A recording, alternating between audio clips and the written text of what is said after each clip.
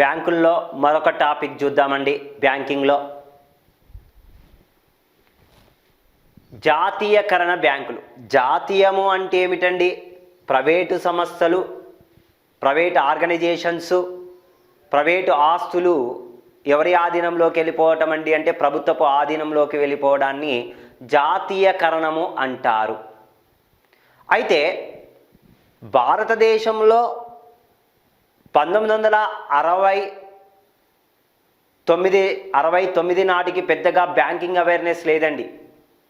అప్పటికి ఆర్ఆర్బీలు రాలేదు, ఒక ఎస్బీఐ బ్యాంక్ ఉన్నది, కొంతవరకు సహకార బ్యాంకులు అనేటువంటివి ఏర్పడ్డాయి. అయితే ఎక్కువగా ప్రైవేట్ బ్యాంకులు అనేటువంటివి ఉండేవండి. ఈ ప్రైవేట్ బ్యాంకులు ఒక వర్గం ప్రజల కోసమే పనిచేస్తున్నాయి. ధనిక వర్గానికి మరియు భారీ పరిశ్రమలు మాత్రమే ఎక్కువగా రుణాలను ఇవ్వటం జరుగుతుంది. బ్యాంకులు అనేటువంటివి సామాన్యమైన ప్రజలకు బ్యాంకింగ్ వ్యవస్థ చాలా దూరంగా ఉంది. అయితే 1967వ సంవత్సరంలోనండి ఆర్కే హజారే ప్రైవేటు బ్యాంకులను జాతీయము చేయమని సిఫారసు చేశాడు.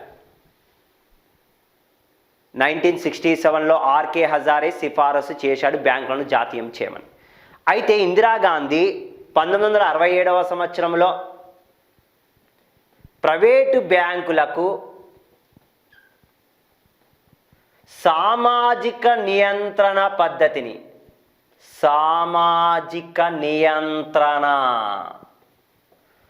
సోషల్ కంట్రోల్ పద్ధతిని ప్రవేశపెట్టడం జరిగింది 1967లో. 1967వ సంవత్సరంలో సామాజిక నియంత్రణను ప్రవేశపెట్టడం జరిగింది. దీని ప్రకారము ప్రైవేటు బ్యాంకులు కూడా తప్పనిసరిగా పంట రుణాలు, చిన్న తరహా పరిశ్రమలకు రుణాలు ఇవ్వాలి అని చెప్పి ఒక రూల్ని ప్రవేశపెట్టింది.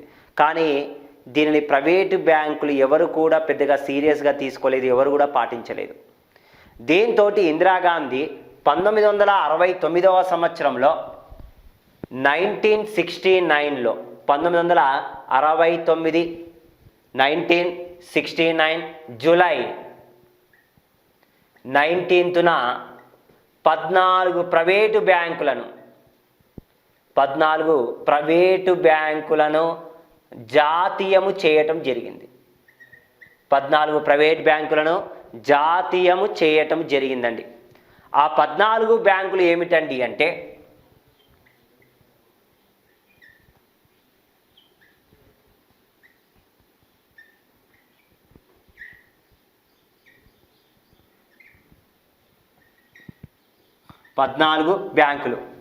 ఏమిటండి అంటే ABCDIPSU3. ఏ మీన్స్ ఏ అంటే అలహాబాద్ బ్యాంక్, బి మీద 3 బ్యాంకులు ఉన్నాయండి, సి మీద 2 బ్యాంకులు ఉన్నాయి, డి ఐ మీద 2 బ్యాంకులు ఉన్నాయి, పి 1, ఎస్ మీద 1, యు మీద 3. ఇది మన కోడ్ అండి, ABCDIPSU3. ఆ 14 బ్యాంకులు ఏమిటండి అంటే Allahabad bank, first one Allahabad bank అండి, అలహాబాద్ బ్యాంక్. నెక్స్ట్ బి మీద 3 బ్యాంకులు ఉన్నాయి, bank of Baroda, bank of India, bank of Maharashtra. Bank of Baroda, bank of India, bank of Maharashtra. Okay, 2, 3, 4. Next fifth bank Canara bank. సిక్స్త్ది central bank of India, central bank of India.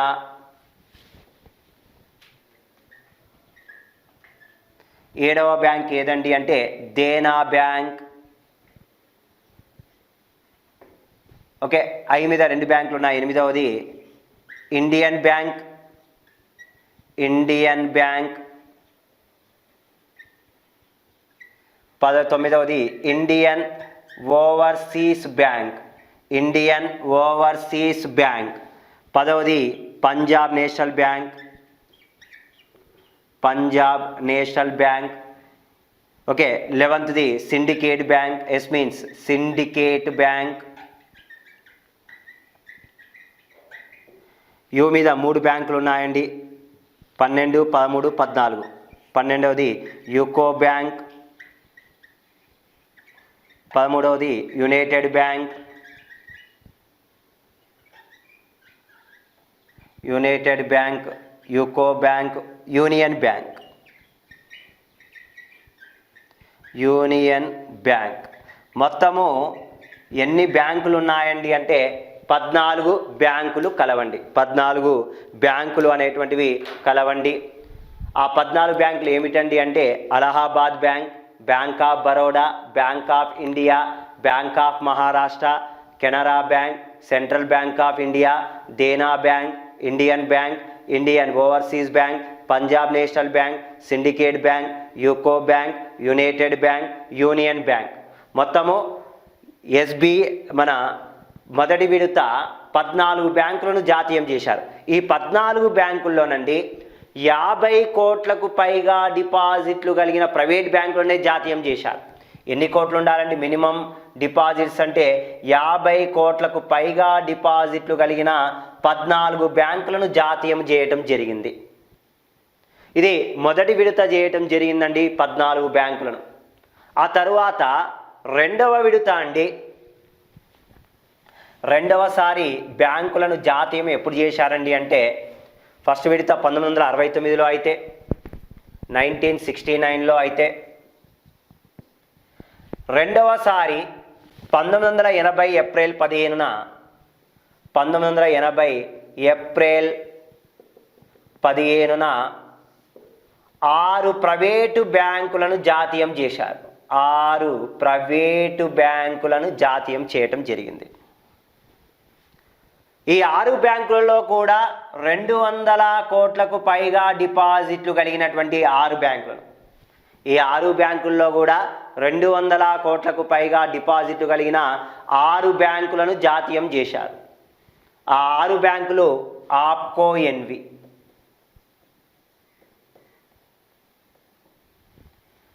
Okay, APCO NV. A means Andhra bank, P means Punjab and Sindhu Bank, Punjab and Sindhu Bank.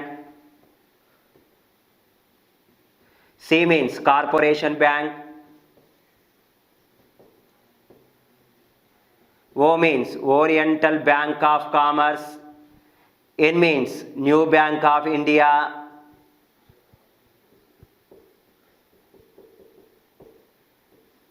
V means Vijaya Bank. Vijaya bank. Okay, మొత్తం ఎన్ని బ్యాంకులు అండి అంటే A means Andhra bank, P means Punjab Sind bank, corporation bank, oriental bank of commerce, new bank of India, Vijaya bank. మొత్తము రెండవ విడత ఎన్ని బ్యాంకులనండి జాతీయం చేసింది అంటే రెండవసారి 6 బ్యాంకులను జాతీయం చేశారు. మొత్తము జాతీయము చేయబడిన బ్యాంకుల సంఖ్య ఎంతండి అంటే 20. మొదటి విడత 14, రెండవసారి 6 బ్యాంకులను. ఫస్ట్ టైం 1969 1969 జూలై 14న జూలై 19 నుండి 14 బ్యాంకులను జాతీయం చేస్తే 1980వ సంవత్సరంలో ఎన్ని బ్యాంకులను జాతీయం చేశారండి అంటే 6 బ్యాంకులను జాతీయం చేశారు. మొత్తము జాతీయము చేయబడిన బ్యాంకుల సంఖ్య ఎంతండి అంటే 20 బ్యాంకులండి. మొత్తము జాతీయము చేయబడిన బ్యాంకుల సంఖ్య, టోటల్ నేషనలైజ్డ్ బ్యాంక్స్ 20. 1969లో 14 బ్యాంకులు, 1980వ సంవత్సరంలో 6 బ్యాంకులు జాతీయం చేయటం జరిగింది. అయితే ఇప్పుడు ప్రస్తుతానికి అన్ని బ్యాంకులు ఉన్నాయంటే ఇవ్వండి, తగ్గిపోయాయి. ఈ ఇయర్ కూడా 2020 ఏప్రిల్ 1వ తేదీన కూడా కొన్ని బ్యాంకులను విలీనము చేయటం జరిగింది. చూద్దాము 1993వ సంవత్సరంలో న్యూ బ్యాంక్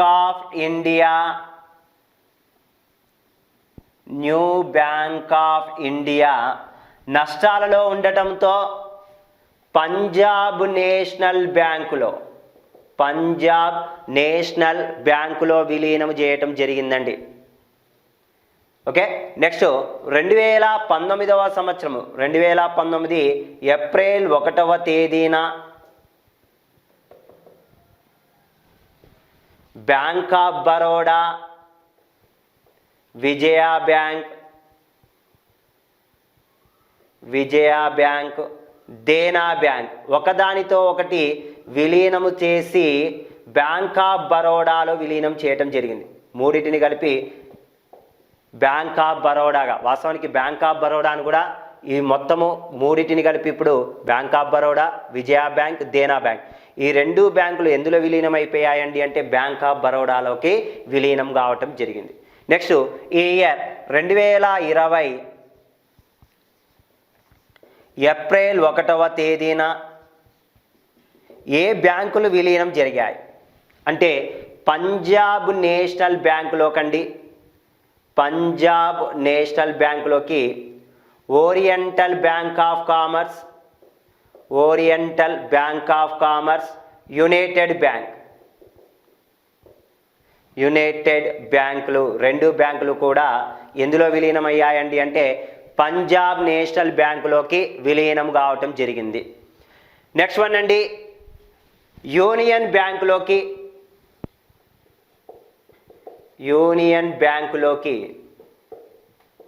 ఆంధ్రా బ్యాంక్,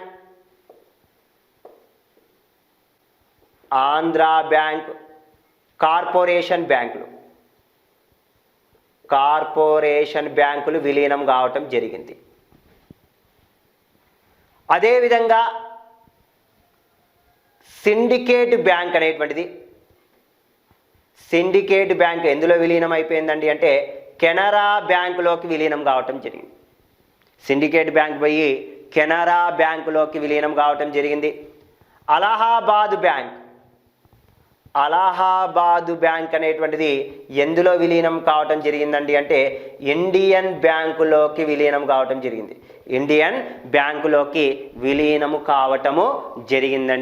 ఇది మొత్తము 2020 ఏప్రిల్ 1వ తేదీన పంజాబ్ నేషనల్ బ్యాంకులోకి ఓరియంటల్ బ్యాంక్ ఆఫ్ కామర్స్ అండి, యునైటెడ్ బ్యాంకులు ఈ రెండు బ్యాంకులను కూడా విలీనం చేయటం జరిగింది. నెక్స్ట్ యూనియన్ బ్యాంకును కూడా ఎందులో యూనియన్ బ్యాంకులోకి ఆంధ్రా బ్యాంక్, కార్పొరేషన్ బ్యాంకులు అనేటువంటిది విలీనం చేయటం జరిగింది. నెక్స్ట్ కెనరా బ్యాంక్ అనేటువంటిది సిండికేట్ బ్యాంకులోను, ఇండియన్ బ్యాంక్ అనేటువంటిది అలహాబాద్ బ్యాంకులోను విలీనం కావటం జరిగిందండి. నెక్స్ట్ ఇయర్ కూడా కొన్ని బ్యాంకులను, పంజాబ్ అండ్ సింధు బ్యాంకులను, మరికొన్ని బ్యాంకులను విలీనం చేసే ప్రతిపాదనలు కలవండి. ఇంకా ఈ బ్యాంకుల యొక్క సంఖ్యను తగ్గించడానికి కూడా అవకాశము కలదండి. ఓకేనండి, ఇది జాతీయముకరణ చేయబడినటువంటి బ్యాంకుల యొక్క ప్రస్తావన. ఓకేనండి, నెక్స్ట్ వన్ మరి ప్రాధాన్యత రంగాలను గురించి చూద్దామండి.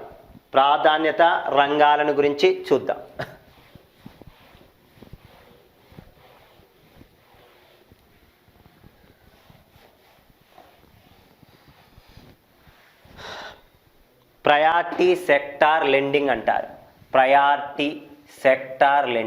ప్రాధాన్యత రంగాల రుణాలు. ఓకే, బ్యాంకులు ఉన్నాయి. అసలు బ్యాంకులు ఎంతవరకు రుణాన్ని ఇవ్వాలి? 1969వ సంవత్సరంలో బ్యాంకులను జాతీయకరణం చేసిన తర్వాత ప్రాధాన్యత రంగాల యొక్క ఇంపార్టెన్సీ బాగా పెరిగిందండి.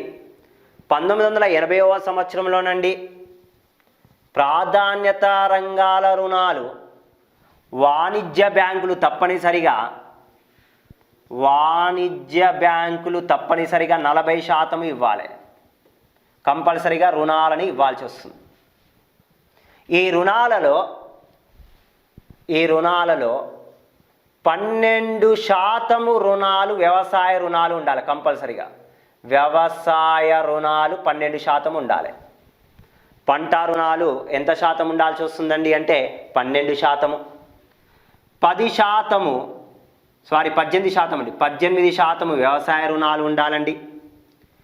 10% ఎస్సీ, ఎస్టీ, బీసీ, మైనార్టీలకు బ్యాంకులు తప్పనిసరిగా రుణాలు ఇవ్వాల్సి వస్తుందండి. మరో 12% ఇతర వర్గీయులకు ఇవ్వాల్సి వస్తుంది అని చెప్పి వాణిజ్య బ్యాంకులకు ఒక రూల్ను తీసుకొచ్చారండి. దేని ప్రకారము ప్రాధాన్యత రంగాల రుణాల ప్రకారము వాణిజ్య బ్యాంకులు ఎంత శాతాన్ని రుణాన్ని ఇవ్వాల్సి వస్తుందండి అంటే తప్పనిసరిగా తమ డిపాజిట్లలో 40% రుణాలను ఇవ్వాలి. దీనిలో 18% పంట రుణాలు ఉండాలి, 10% ఎస్సీ, ఎస్టీ, బీసీ, మైనార్టీలకు రుణాలను ఇవ్వాలి, 12% ఇతర వర్గీయులకు రుణాలను ఇవ్వాల్సి వస్తుందండి. నెక్స్ట్ వన్ అండి, అదే విదేశీ బ్యాంకులు అయితే 32% రుణాన్ని ఇవ్వాల్సి వస్తుంది. 32% రుణాన్ని ఇవ్వాల్సి వస్తుంది. ఈ 32% ఏ విధంగా ఉంటుందో చూద్దామండి. దీనిలో 12% ఎగుమతులు దిగుమతులకు ఇవ్వాలి, ఎక్స్పోర్ట్స్ అండ్ ఇంపోర్ట్స్. నెక్స్ట్ 10% చిన్న తరహా పరిశ్రమలు, మైక్రో ఇండస్ట్రీ, సూక్ష్మ తరహా పరిశ్రమలకు ఇవ్వాలండి. మరో 10% ఇతర వర్గీయులకు ఇవ్వాలి అని చెప్పి ఏం తీసుకొచ్చారండి అంటే ప్రాధాన్యత రంగాల రుణాలను తీసుకురావటం జరిగింది. 1980వ సంవత్సరంలో ప్రాధాన్యత రంగాల రుణాలు వాణిజ్య బ్యాంకులు 40% ఇవ్వాల్సి వస్తుందండి. వాణిజ్య బ్యాంకులు ఎంత శాతం ఇవ్వాల్సి వస్తుందండి అంటే 32% ఇవ్వాల్సి వస్తుంది. ఓకే స్టూడెంట్స్, ఇది జాతీయ బ్యాంకులు అండి. ప్రాధాన్యత రంగాలను గురించి చూశామండి. మిగతాది నెక్స్ట్ క్లాస్లో చూద్దాం. నెక్స్ట్ వన్ అండి, వాణిజ్య బ్యాంకుల యొక్క ప్రధానమైనటువంటి విధులు ఏమున్నాయి? వాణిజ్య బ్యాంకుల యొక్క విధులను గురించి చూద్దామండి. వాణిజ్య బ్యాంకుల యొక్క విధులు 2 రకాలుగా వర్గీకరణ చేయవచ్చండి. ప్రైమరీ డ్యూటీస్, ప్రాథమికమైన విధులు, అనుషంగిక విధులు అని 2 రకాలుగా విభజన చేస్తారు. దీనినే గౌణ విధులు అని కూడా అనవచ్చు. ఓకే, అనుషంగిక విధులకు మరొక పేరు ఏమిటండి అంటే గౌణ విధులు అని అనవచ్చు. మరి ప్రాథమిక విధులు, ఇంతకుముందే మనము బ్యాంకింగ్ అంటే డెఫినేషన్ చెప్పాను. ప్రజల వద్ద ఏం సేకరించాలి? డిపాజిట్లను సేకరిస్తుంది. వచ్చినటువంటి డిపాజిట్లను ఏం చేయాలండి? తిరిగి రుణాలను ఇవ్వటం. బ్యాంకులు బతికేదే అదే విధంగానే.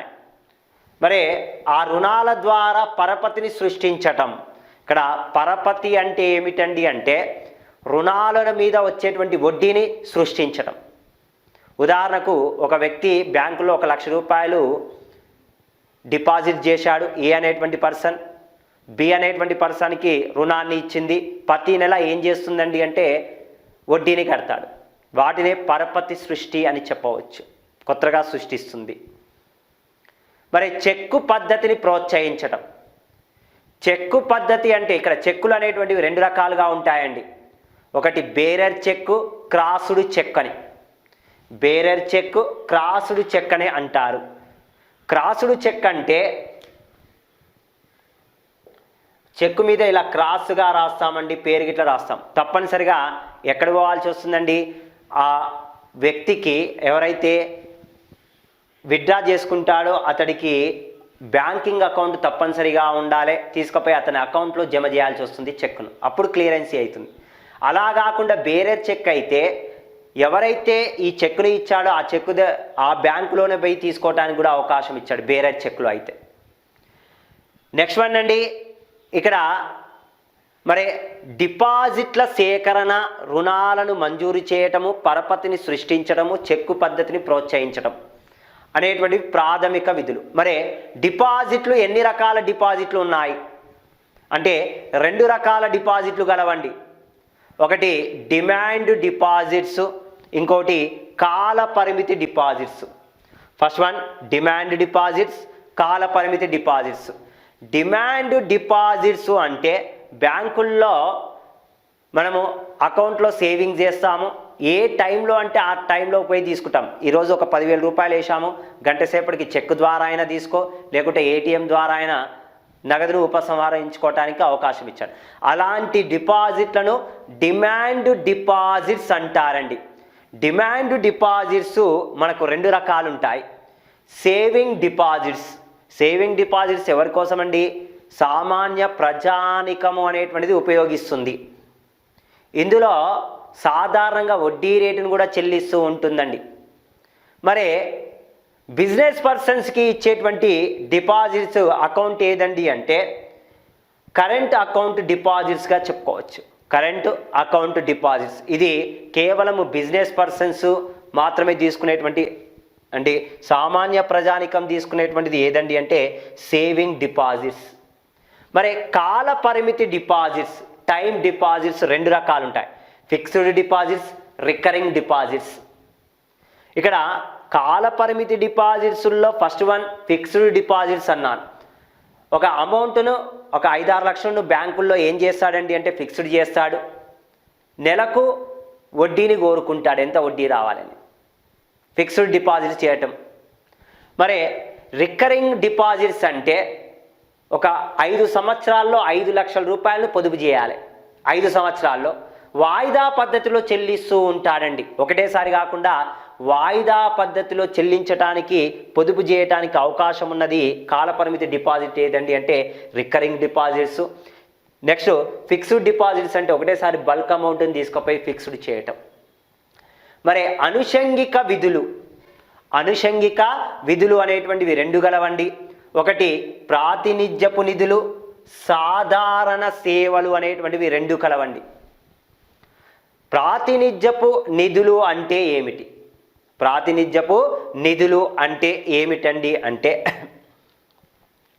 ప్రాతినిధ్యపు నిధులు, సాధారణ సేవలు, అనుషంగిక విధులు 2 రకాలుగా ఉన్నాయి. సాధారణ సేవలు అంటే ఏమిటండి?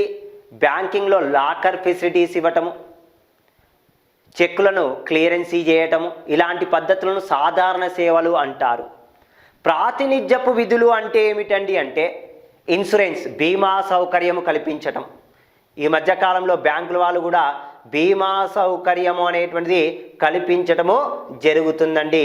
ఇది బ్యాంకులకు సంబంధించిన వాణిజ్య బ్యాంకులకు సంబంధించినటువంటి విధులు అండి. ఓకేనండి. నెక్స్ట్ వన్ అండి, మరి బ్యాంకింగ్లో ప్రవేశపెట్టబడినటువంటి పథకాలను గురించి చూద్దామండి. బ్యాంకింగ్లో ప్రవేశపెట్టబడినటువంటి పథకాలను గురించి చూద్దాం.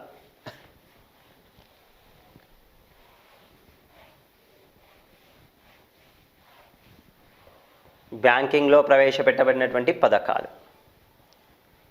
ఓకే, 1969లో 1969వ సంవత్సరంలో లీడ్ బ్యాంకు స్కీమ్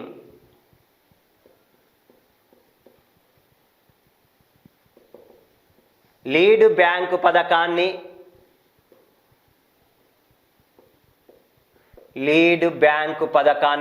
1969వ సంవత్సరంలో ప్రవేశపెట్టడం జరిగింది. ఏంటి లీడ్ బ్యాంకు స్కీమ్ యొక్క ప్రాధాన్యత, ఇంపార్టెన్సీ ఏంది?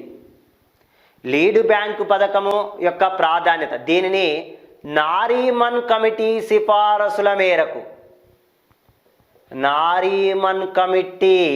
సిఫారసుల మేరకు ప్రవేశపెట్టడం జరిగింది. భారతదేశంలో జిల్లాలు కానీ గ్రామాలు కానీ ఆర్థికంగా వీకుగా ఉంటే, ఆర్థికంగా బలహీనంగా ఉంటే, ఫైనాన్షియల్గా లో స్టేజ్లో ఉన్నాయండి, ఆర్థికపరమైన సమస్యలు ఎదుర్కొంటున్నాయి గ్రామాలు లేదా జిల్లాలు, వాటిని దత్తతకు తీసుకోవటం కోసము ఆ జిల్లాలను కానీ గ్రామాలను కానీ దత్తతకు తీసుకునేటువంటి ప్రోగ్రామే లీడ్ బ్యాంకు పథకం అండి. మరి మనకు తెలంగాణ రాష్ట్రంలో లీడ్ బ్యాంకుగా ఒక బ్యాంకు ఎవరండి వ్యవహరించేది తెలంగాణ రాష్ట్రంలో అంటే ఎస్బీఐ అండి.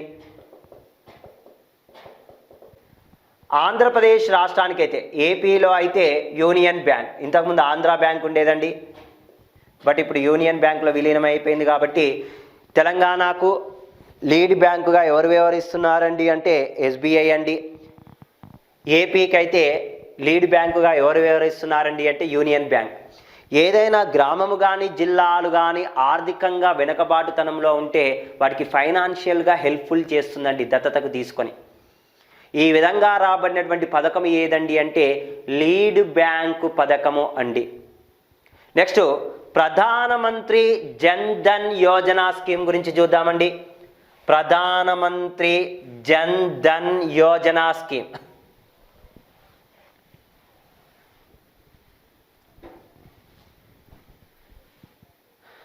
ప్రధానమంత్రి జన్ ధన్ యోజన స్కీమ్ 28 ఆగస్ట్ 2014 ప్రవేశపెట్టారు. దీని యొక్క ప్రాధాన్యత ఏమిటండి అంటే 2014లో నచికేత్ మోర్ కమిటీ అండి ఏమని సిఫారసు చేసిందండి అంటే 18 సంవత్సరాలు నిండిన ప్రతి ఒక్కరికి కూడా బ్యాంకింగ్ ఫెసిలిటీస్ ఉండాలి అని చెప్పి సిఫారసు చేసింది. దీని ద్వారా ఫైనాన్స్ ఇన్క్లూజివ్ అనేటువంటిది రావటం జరుగుతుంది. ప్రధానమంత్రి జన్ ధన్ యోజన యొక్క ఇంపార్టెన్సీ ఏందండి అంటే ఫైనాన్స్ ఇన్క్లూజివ్ కలిగియాలి, ఆర్థిక సమ్మిళిత్వాన్ని కల్పించాలి. చెప్పానండి. సమ్మిళితము అంటే ఏమిటండి? ఆల్రెడీ ప్రణాళికా సంఘంలో చెప్పానండి. అభివృద్ధి చెందే క్రమంలో అన్ని వర్గాల ప్రజలను కలుపుకొని అభివృద్ధిని సాధించాలి. అయితే భారతదేశంలో బ్యాంకింగ్ అవేర్నెస్ అనేటువంటిది కొంత తక్కువగానే ఉంది. బ్యాంకింగ్ అకౌంట్లు కూడా చాలా తక్కువగా ఉంది.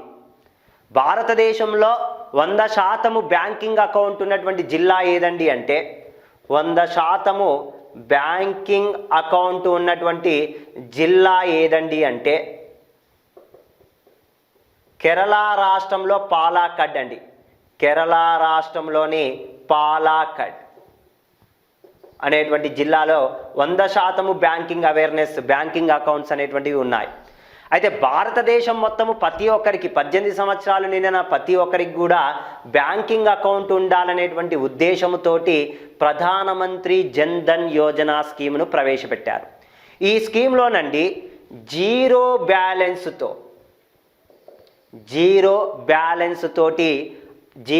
బ్యాలెన్స్ తోటి అకౌంట్ను ఓపెన్ చేసుకోవచ్చు. ఎలాంటి ఒక్క రూపాయిని కూడా దీనిలో బ్యాలెన్స్ను మెయింటైన్ చేయాల్సిన అవసరం లేదు. మినిమం బ్యాలెన్స్ 0 అండి. ఓకేనండి. ఈ స్కీము గిన్నీస్ రికార్డులోకి ఎక్కినటువంటిదండి. మొదటి రోజే 1,50,00,000 మంది ఈ స్కీమ్ కింద నమోదు చేసుకోవటం జరిగిందండి. గిన్నీస్ రికార్డులోకి ఎక్కినటువంటి పథకం అండి. ఈ స్కీమ్లో 50,000 రూపాయల లోపు డబ్బులను డిపాజిట్ చేసుకోవచ్చు, విత్డ్రా చేసుకోవటానికి అవకాశం ఇచ్చాడండి. నెక్స్ట్ వన్ అండి, ఈ స్కీమ్లో యాక్సిడెంటల్లీ డెత్ అయితే, ప్రమాదవశాత్తు మరణిస్తే 1,00,000 రూపాయల వరకు బీమా సౌకర్యము కల్పించాడండి. 1,00,000 రూపాయల వరకు బీమా సౌకర్యము కల్పించడం జరిగిందండి. నెక్స్ట్ వన్ అండి, 10,000 రూపాయలు 6 నెలల తర్వాత కరెక్ట్గా బ్యాంకింగ్ అకౌంట్ని మెయింటైన్ చేస్తే 6 నెలల తర్వాత ఓవర్ విత్డ్రా చేసుకోవటానికి కూడా 10,000 రూపాయలు అదనంగా విత్డ్రా చేసుకోవటానికి కూడా ఛాయిస్ ఇచ్చాడు. 10,000 రూపాయలు.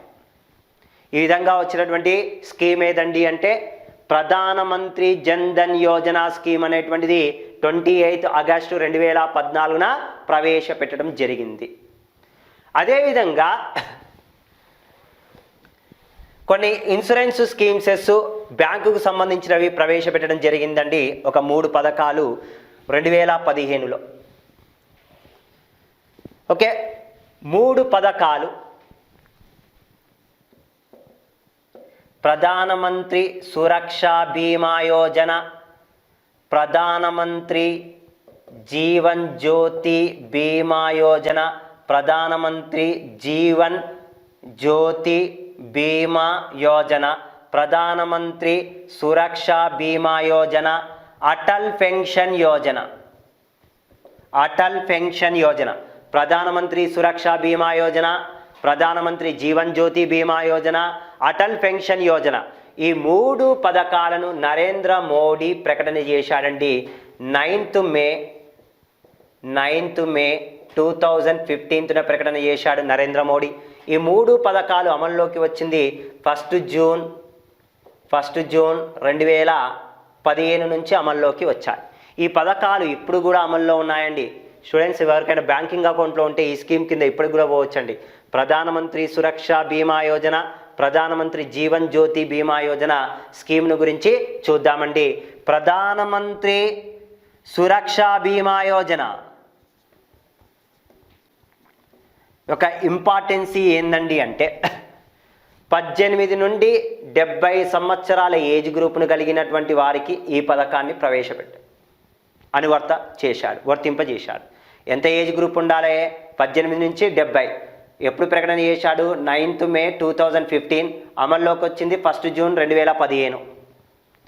మరి సురక్షా బీమా యోజన యొక్క ప్రాధాన్యత ఏమిటండి అంటే బ్యాంక్ అకౌంట్ను తప్పనిసరిగా కలిగి ఉండాలి.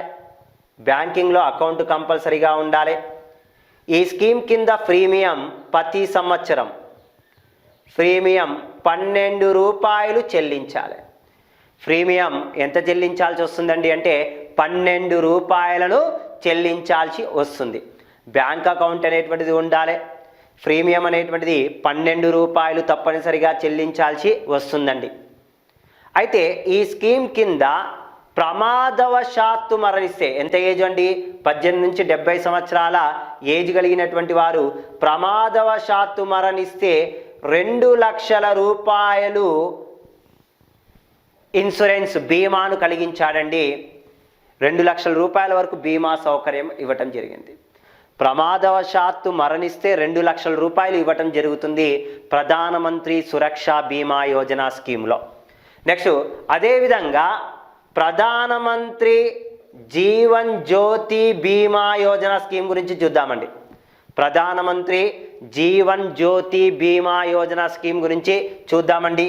ఈ స్కీమ్లో ఏజ్ గ్రూపు 18 నుంచి 50 సంవత్సరాల వరకు అమలు చేశాడండి. ఇది కూడా 9th మే 2015 ప్రకటన చేశాడు. 1 జూన్ 2015 నుంచి అమల్లోకి వచ్చింది. 1 జూన్ 2015 నుంచి అమల్లోకి వచ్చింది. దీని పథకం అమలు ఏ విధంగా చేస్తాడండి అంటే బ్యాంక్ అకౌంట్ తప్పనిసరిగా ఉండాలి. ప్రీమియం రేటు 330 రూపాయలు సంవత్సరానికి చెల్లించాలి. 330 రూపాయలు ప్రీమియం చెల్లిస్తే ప్రమాదవశాత్తు లేదా సహజంగా మరణించిన మరియు సహజంగా మరణిస్తే 2 లక్షల రూపాయల వరకు బీమా సౌకర్యము కల్పించటము జరిగిందండి. ఓకేనండి. ప్రధానమంత్రి సురక్ష బీమా యోజనలో కేవలము ప్రమాదవశాత్తు అయితే జీవన్ జ్యోతి బీమా యోజనలో ప్రమాదము మరియు సహజ మరణము కూడా, హార్ట్ స్ట్రోక్ వచ్చో కిడ్నీస్ ఫెయిల్ అయ్యో ఏదైనా పోయినా కానీ 2 లక్షల రూపాయలు బీమా సౌకర్యము కల్పించడం జరిగిందండి ఈ పథకంలో. నెక్స్ట్ అటల్ పెన్షన్ యోజన స్కీమ్ను చూద్దాం. Atal pension Yojana scheme, Atal pension Yojana స్కీమ్ను ప్రవేశపెట్టడం జరిగింది. అటల్ పెన్షన్ యోజన యొక్క ప్రాధాన్యత ఇంపార్టెన్సీ ఏందండి? సేమ్ 9th మే 2015 ప్రకటన చేశాడు. 1 జూన్ 2015 ప్రకటన అమల్లోకి రావటం జరిగింది. ఇది అసంఘటిత రంగములో పనిచేయు కార్మికులు, అసంఘటిత రంగములో పనిచేయు కార్మికుల కోసం ఈ పథకాన్ని ప్రవేశపెట్టారు. లేబర్ వర్క్స్ చేసుకునేటువంటి వారికి ఎంత ఏజ్ గ్రూప్ ఉండాలండి? 18 నుంచి 40 సంవత్సరాల వయసును కలిగినటువంటి వారికి వారి యొక్క రిటైర్మెంట్ తర్వాత పెన్షన్ ఇవ్వటం కోసం అటల్ పెన్షన్ యోజన పథకాన్ని ప్రవేశపెట్టారు. వీరు 18 నుంచి 40 సంవత్సరాల వయసు కలిగినటువంటి వారు వీరు బ్యాంకు ఖాతాలలో ఈ పథకం కింద కొంత అమౌంట్ను ప్రతి నెల కొంత చెల్లిస్తే వీరు రిటైర్మెంట్ అయిన తర్వాత 18 నుంచి 40 సంవత్సరాల ఏజ్ గ్రూప్ వాళ్ళేనండి 60 సంవత్సరాల వరకు కంటిన్యూస్గా కట్టాలి. కడితే 1000 రూపాయల నుండి 5000 రూపాయల వరకు పెన్షన్ ఇవ్వటం జరుగుతుంది. 1000 రూపాయల నుండి 5000 రూపాయల వరకు పెన్షన్ ఇవ్వటం జరుగుతుంది. ఏ స్కీమ్ కింద అండి అంటే అటల్ పెన్షన్ యోజన స్కీమ్ కింద. ఈ 3 పథకాలండి, ప్రధానమంత్రి సురక్ష బీమా యోజన, ప్రధానమంత్రి జీవన్ జ్యోతి బీమా యోజన, నెక్స్ట్ వన్ అండి మన అటల్ పెన్షన్ యోజన స్కీమ్లు. 3 పథకాలు కూడా 9th మే 2015 ప్రకటన చేశాడు. అమల్లోకి వచ్చింది ఎప్పుడండి అంటే 1 జూన్ 2015 సంవత్సరంలో. ఓకే అండి, ఇది బ్యాంకుకి సంబంధించినటువంటి పథకాల గురించి అండి. ఓకే, మిగతాది నెక్స్ట్ క్లాస్లో చూద్దామండి.